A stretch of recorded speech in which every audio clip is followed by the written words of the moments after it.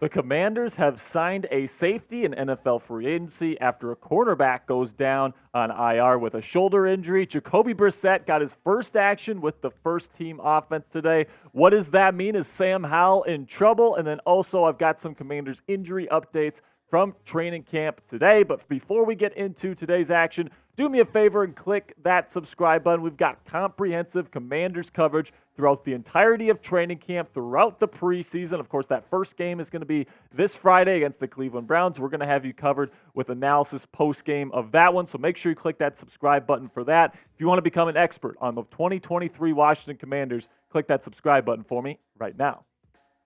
Now let's start with the signing here, where the Washington Commanders I've been trying to get these guys to sign an interior offensive lineman, but they go out and sign a safety here with Joshua Kalu. Played with the Tennessee Titans last year, played in a couple of games, had a couple of starts, 42 total tackles and 1 interception and 5 pass breakups.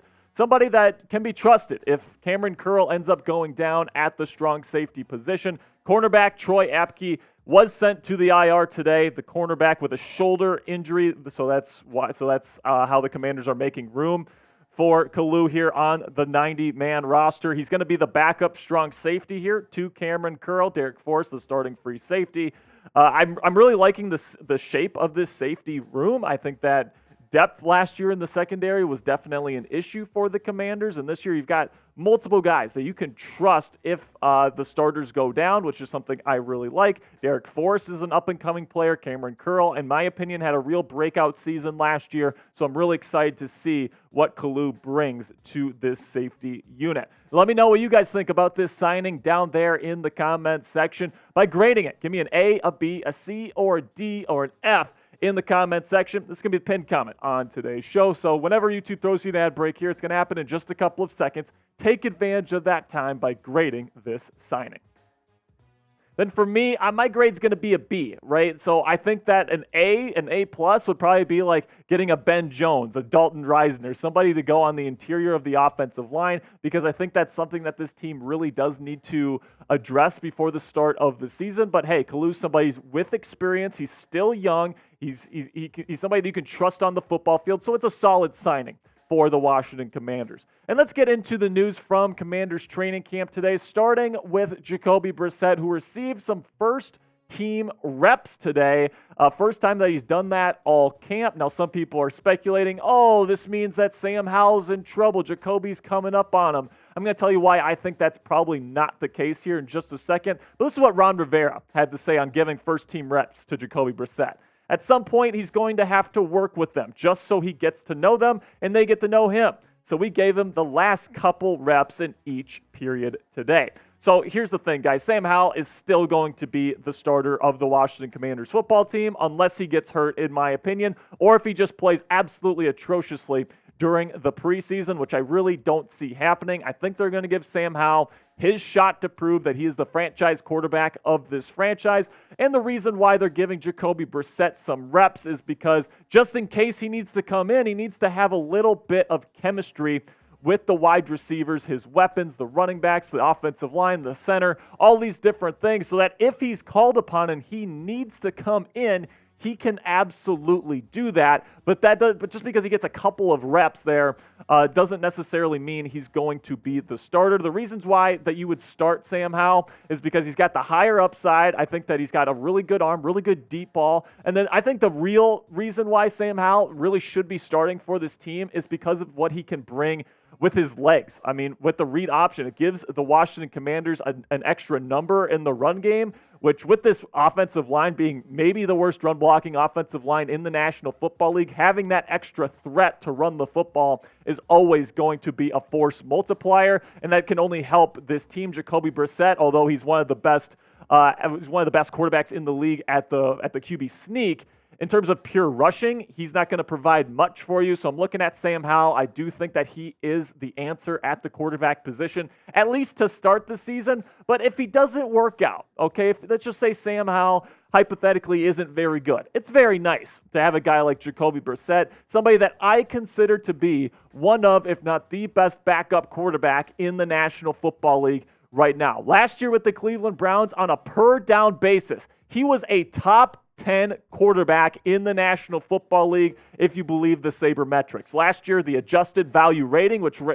quantifies the amount of value you get from a certain player on any given play, on a per throw basis, he was top 10 in the National Football League. And that's with a good offensive line, that's with good weapons, that's with a solid foundation offensively there with Kevin Stefanski's offense. And Brissett proved last year that if you can lay that solid foundation for him, he can be a very, very productive quarterback in this league. He was the 8th most accurate quarterback in the National Football League last year, which is very, very encouraging as well. So if something happens to Sam Howell, if he stinks or if he gets injured, having a guy like Jacoby Brissett, who I consider to be one of the best, if not the best backup in the league on your team, is a real luxury. And if the Commanders really need a quarterback to come in and try to save a season after maybe like a 1-5 start or something like that, a 1-4 start, God forbid, having a guy like Jacoby Brissett could definitely come in, get some wins, and save this team's season if called upon. Now, I want to know down there in the comments section, is Jacoby Brissett the best backup quarterback in the National Football League today? Let me know by giving me a yes or by giving me a no down there in the comments section. Now let's talk a little bit about the offense. And I mean, if you've been watching the show over the last couple of weeks, you've kept up on what's happening at Commanders training camp. The offense isn't doing too well. A new offensive coordinator, Eric Bieniemy, is definitely laying on the heat. I mean, he is screaming at his players to wake up, profanity-laced rants at his players because he is getting very frustrated with the way this offense is performing against the Commanders' defense. Now listen, the Commanders' defense is really, really good. It's going to be tough to move the ball against them anyway, even if you have a good offense. But it seems like it's very, very one-handed when it comes, it seems like the scale is very much on one side of the coin here, and that's to the defensive side. And for a guy like Eric Bieniemy, who's trying to prove himself as a legit offensive mind in this league, trying to earn himself a head coaching job next year, having a bad offense is not going to look good on his resume, especially because people already doubt his ability to lead an offense. So right now he's definitely feeling the heat. He's letting the players know that, and it seems like right now he's not pleased with the offensive production and how they're moving the football here at camp. And listen, AB's going to have to get creative here. He's going to have to prove his offensive play calling chops here this season if he's going to earn that head coaching job that he so desires. Right, I'm looking at this offense with the offensive line being the way that it is. He's going to have to get creative with the way he uses Sam Howell as a runner. He's going to have to get creative with the screens that he does. He's going to have to probably have a lot of RPOs in his offense this year to keep the offense on schedule. And I think it's possible for EB to make this, maybe a league average type offense this year, especially if Sam Howell ends up turning out to be the guy that we hope that he is. But man, it's definitely going to be a tough go with the offensive line being the way that it is, but I'm definitely rooting for EB, the new offensive coordinator. So next up on the show, I've got some more Commanders injury news updates from some pretty big-name players, including Curtis Samuel, who was new to the report today.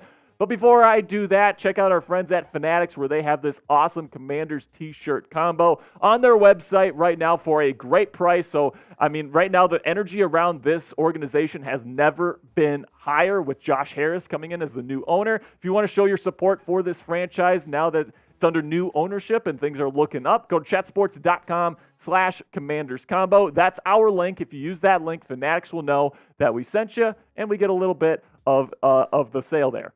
Now let's talk about Emmanuel Forbes. Starting off, that he had kind of a groin scare this weekend in practice. He was a full go on Monday's practice. He looked really, really good today. It just seemed like it was one of those situations where he bumped it a little bit, and now he's a full go, which is great news for the Commanders' defense. Then we get to Curtis Samuel here, who he was pulled from practice today for some leg tightness. He came back a little bit today, played the first couple of reps in team drills today, and then he had some tightness, so head coach Ron Rivera decided to pull him. But it's just a precautionary measure. He should be out there, if not tomorrow, then in the coming days before the start of the Browns game. And then we get to punter Tress Way, who is also dealing with some tightness. For Way, it's with his back, so hopefully he's going to be 100% ready to go for that Browns game. Really need him healthy. And then you got Logan Thomas, the tight end. He's been dealing with a calf injury. Did not practice once again here today. Ron Rivera, the head coach, says that they're being cautious with Logan with his injury history, and they're hoping that he can get back to 100% health here before he hits the practice field again. And then Saahdiq Charles is also dealing with a calf issue. He's been a limited participant. Hopefully he can get better here so he can really make his case to be the starting left guard for this team this year. Chris Paul is getting the starting reps at left guard in his absence. That's going to be it for today's show, guys. Really do appreciate all the support. Make sure you click that subscribe button right now to get comprehensive Commanders coverage throughout the year, throughout training camp, leading up to Week 1 for that Week 1 matchup versus the Arizona Cardinals, where we're going to be covering all 17 games of the Commanders schedule. So make sure you always stay up to date with the latest on the Commanders here by clicking that subscribe button. That'll be it for me today, guys. I will see you guys later. And as always, hail to the Commanders.